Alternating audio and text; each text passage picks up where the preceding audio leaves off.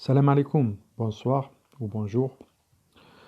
Je suis content de vous retrouver pour cette petite audio dans laquelle je vais parler d'un sujet qui est cher aux croyants, à savoir la salat, mais je ne vais pas démarrer tout de suite par ce terme. Donc salat en arabe et en prière en général, c'est comme ça qu'on le traduit en français. Je vais plutôt d'abord faire un petit parallèle avec le sujet d'un article que j'ai publié récemment sur le blog qui est la Oumma, et vous allez comprendre ensuite pourquoi, sur un petit rapprochement. Ça permet de faire une petite transition.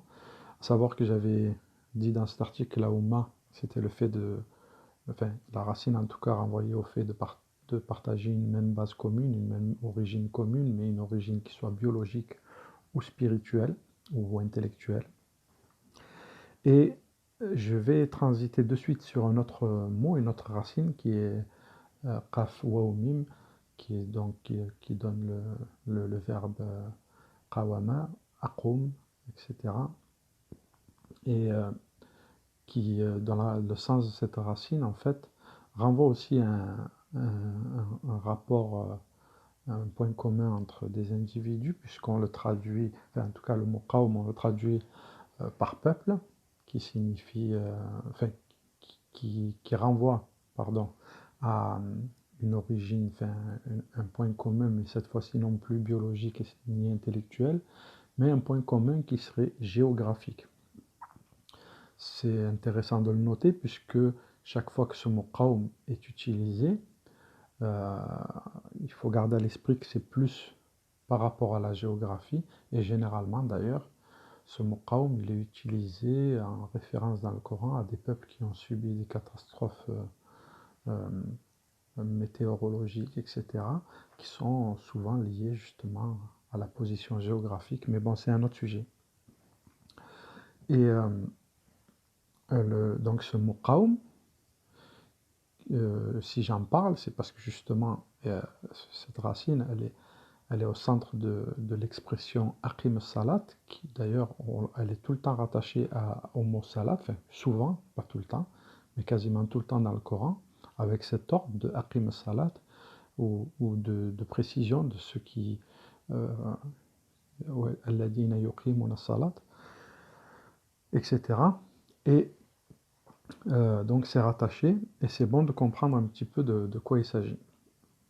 Euh, pour comprendre en fait le rapport entre tous les mots qui utilisent cette racine, on va parler rapidement du début d'une sourate qui est la sourate 74, qui est la sourate al-Mudathir et qui commence ainsi: Ya ayyuha al-Mudathir, qum fa'andir, ce qui se traduit généralement par ô toi, et toi toi ce qui est caché, ça on appelle à une personne ou à quelque chose qui est caché.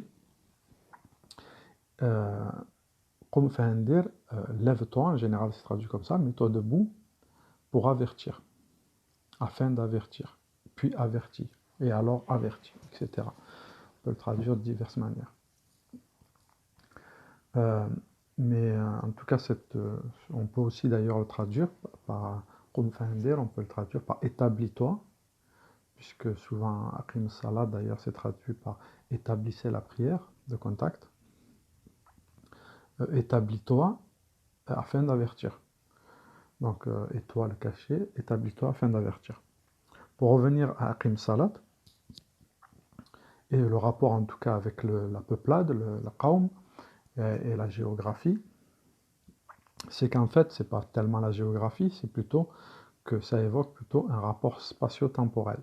C'est-à-dire qu'en fait, c'est une action de s'installer et de se lever, puis de rester debout, ou de s'installer, puis de rester longtemps à un endroit, etc. On a ce double rapport à la fois géographique, si je peux m'exprimer ainsi, et temporel.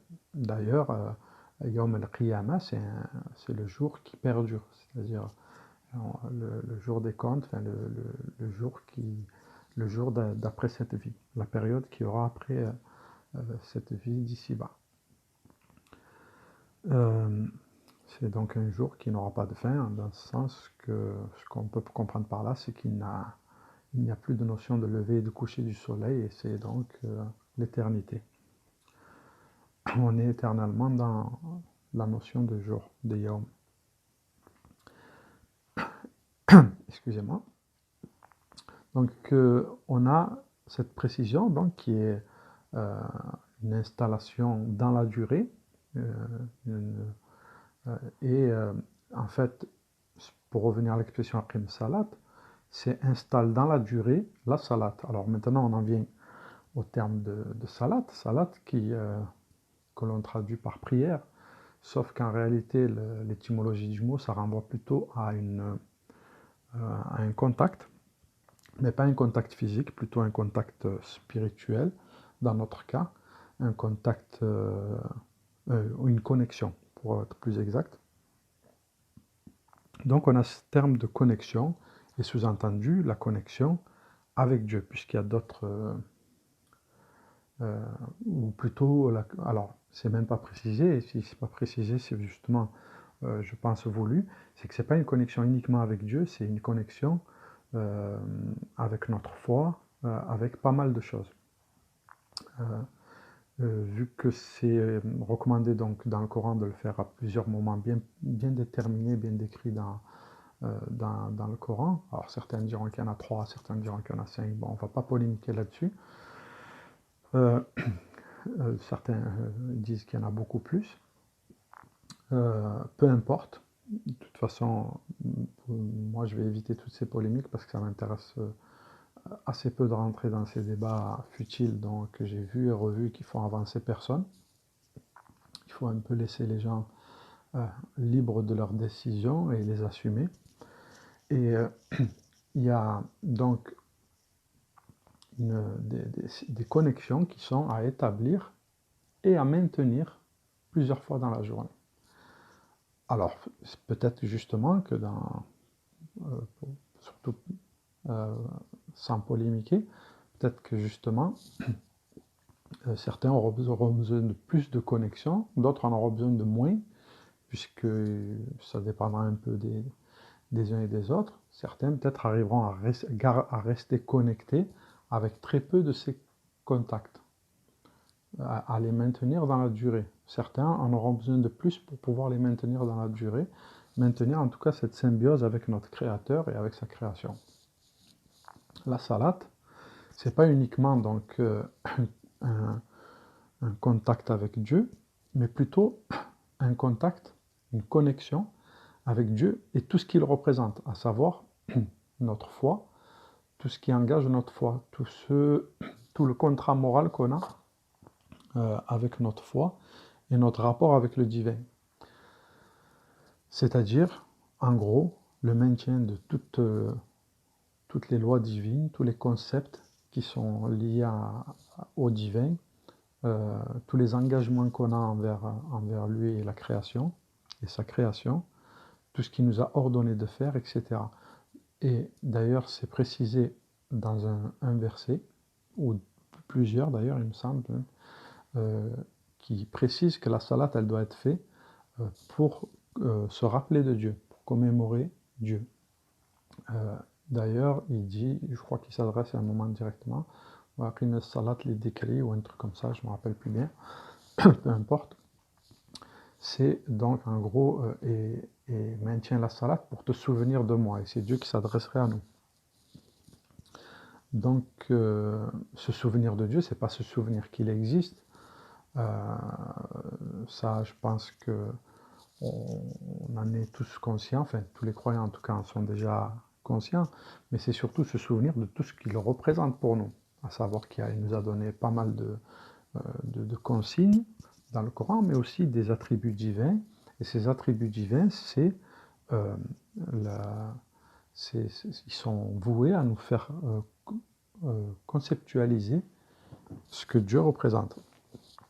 Et vis-à-vis des consignes, ce sera le rapport qu'on doit entretenir avec notre monde, pour être en adéquation avec ce qu'il attend de nous.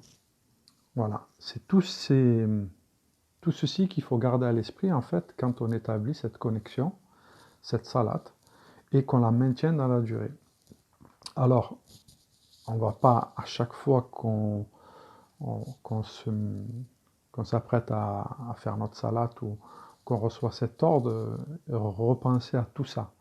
En fait, il suffit de le comprendre, de l'étudier, et une fois qu'on a compris tout ce que ça représente, d'ailleurs, il y a un terme que j'aime beaucoup, mais malheureusement, je ne l'utiliserai pas enfin, j'éviterai, moi, de l'utiliser dans une traduction à cause du côté chrétien qu'il a pris, en fait, c'est le terme communion. Parce qu'en fait, c'est vraiment ça, je pense, la salade, c'est une communion, c'est-à-dire une espèce de, enfin, une symbiose avec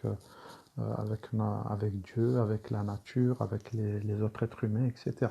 C'est être en communion avec tous les autres croyants, etc. C'est pour ça que la salade du Jumu'ah, la salade en groupe, ce serait une communion avec les autres croyants. Mais ce terme, il a pris un tout autre sens un peu dans la chrétienté, enfin, il s'est spécialisé, et on va éviter de parler de ça, mais vous comprenez le principe. Et en fait, grosso modo, ce qu'il faut, c'est se rappeler de tous ces concepts en un seul ordre qui est Aqim Salat, établissez et maintenez le contact. Que moi, j'aime bien aussi me, me rappeler dans un sens, enfin désormais je me le rappelle un petit peu dans un sens, dans l'ordre de faire la mise au point. C'est comme ça un petit peu que je reçois cet ordre, en fait, faire la mise au point régulièrement dans ma journée vis-à-vis de Dieu, de la création et des engagements que j'ai pris depuis que j'ai décidé de croire, quoi, de placer ma confiance en Dieu, de placer ma confiance dans le divin et de travailler à instaurer la, la paix, la tranquillité autour de moi, de perfectionner un petit peu, de me perfectionner moi et d'essayer de perfectionner un petit peu mon entourage, même si c'est vraiment, vraiment pas facile. Ça va de mieux en mieux, on en est tous là. Il y a un gros travail à faire, mais petit à petit, ça vient, puisque si on a vraiment la volonté adéquate, et si on est sincère dans notre démarche, petit à petit, on voit que les choses, elles s'améliorent autour de nous, elles s'améliorent en nous, et on regagne en quiétude et on avance. Voilà, c'était une petite capsule audio que je voulais partager avec vous de ces réflexions. J'espère que ça vous a apporté quelque chose. Sinon, ben, je suis désolé si ce n'est pas le cas. Mais en tout cas, merci de m'avoir écouté et j'espère pouvoir faire une autre capsule audio prochainement. Merci à vous et passez une bonne journée ou une bonne soirée. Et je vous dis peut-être à bientôt, Inch'Allah.